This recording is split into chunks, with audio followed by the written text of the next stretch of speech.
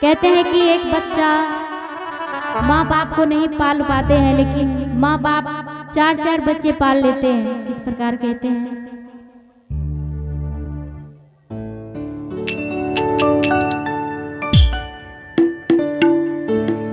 नवरे महीनमा ओद्र मेरा खलियो ना बेटा रे,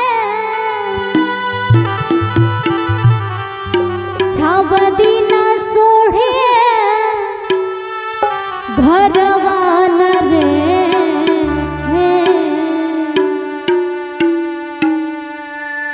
बेटा रे सोला हाथ के सरिया सरसों के तेल रे बेटा, सोढ़ी घर सराइए देलियो रे, बेटा रे सोला हाथ के सरिया सरसों के तेल रे बेटा, सोरी घर सराइए देलियो रे।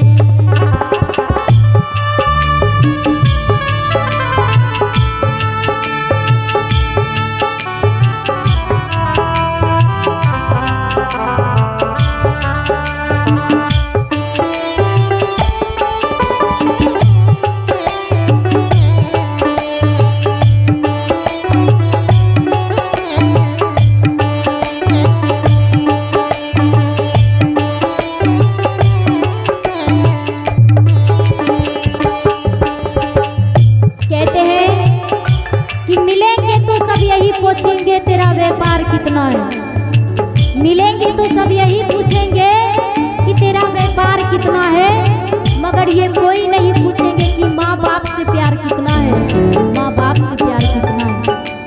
एक माँ एक बच्चे को किस तरह पालती है, अगर वही बेटा अगर एक माँ को घर से निकाल दे उसके दिल पे क्या बीतेगी।